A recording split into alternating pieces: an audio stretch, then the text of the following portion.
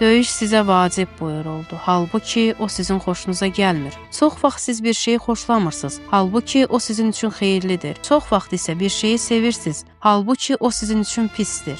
Allah bilir, siz isə bilmirsiniz. Bəqərə surəsi ayə 216. Gecə əməliyyatı üçün döyüşçülərin hərəkəti başladı. Gecənin qaranlığında bir düşmən səngərinin arxasına çatdıq. O anda nəfəsim sinəmdə həbs olmuşdu. Düşmənin hər an bizə hücum etmək ehtimalı var idi. Birinci qumbaranı götürdüm, sancağını çəkdim və düşmən səngərinə atdım. Nə qədər gözlədim, amma partlamadı. Mən özüm səngərin divarının arxasında idim. İkinci qumbaranı da atdım, amma o da partlamadı. Bu hadisədən narahat oldum ki, niyə partlamadı?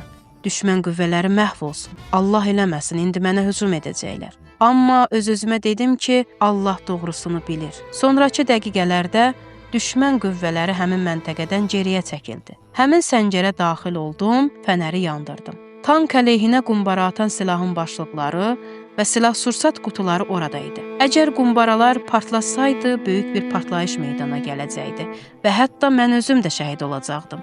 Bu silah-sursat o qədər çox idi ki, sonrakı əməliyyatlarda da istifadə olundu. Bu ayə ilə həyatımızda çox qarşılaşmışıq. Dəfələrlə şahid olmuşuq ki, bir şey bizim xoşumuza gəlmir, amma içində xeyir və fayda vardır. Bəzən də tam əksinə, bizim xoşumuza gələn bir şey var, amma o bizim üçün heç də faydalı olmur. Bunun səbəbi budur ki, insanların həqiqi fayda və zərərlərini yalnız Allah bilir. Məhz buna görə də Allah bizə işlərimizi ona həvalə etməyimizi buyurur. Müqəddəs müdafiə dövründə bir çox insanlar döyüşün davam etməsinə qarşı idilər.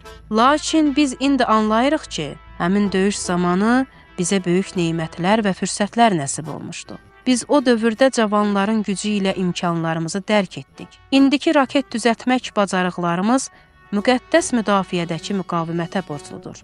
Bu ayəyə dəfələrlə şəhidlər və döyüşçülərin xatirələrində rast gəlmişik. Bir şey ki, xoşumuza gəlmir, amma o bizim üçün xeyirli və faydalıdır. Bu ayəyə məxsus ən gözəl xatirəni şəhid İbrahim Hadinin dilindən eşitmişik. İbrahim Hadinin hekayəsi.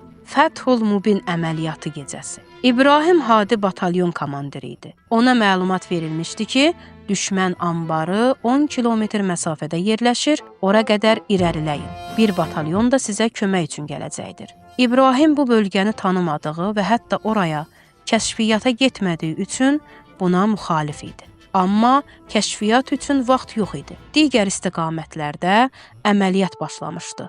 Ona görə də hərəkət etməyə məcbur idilər. Gecənin qaranlığında batalyon hərəkət etməyə başladı. İbrahim irəlidə gedirdi, onlar sürətlə irəlilədilər. Yer nahamar idi. Onlar nə qədər irəli getsələr də düşmən anbarına çata bilmirdilər. O gecə hətta bir raket də atılmadı ki, onlar silah anbarının yerini təxmin etsinlər. Batalyon gecənin ortasında biyabanlıqda dayandı.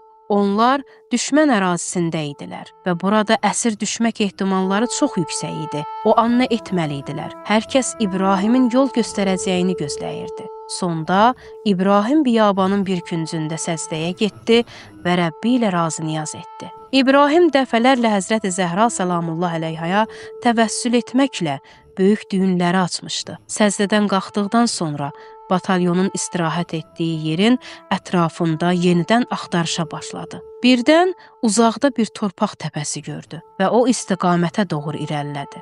Çox keçmədən düşmənin silah-sursat anbarının arxasında olduqlarını anladı. Batalyon komandirlərini özü ilə ora apardı. Sonda qüvvələr arxa tərəfdən düşmənin silah-sursat anbarına hücum etdilər.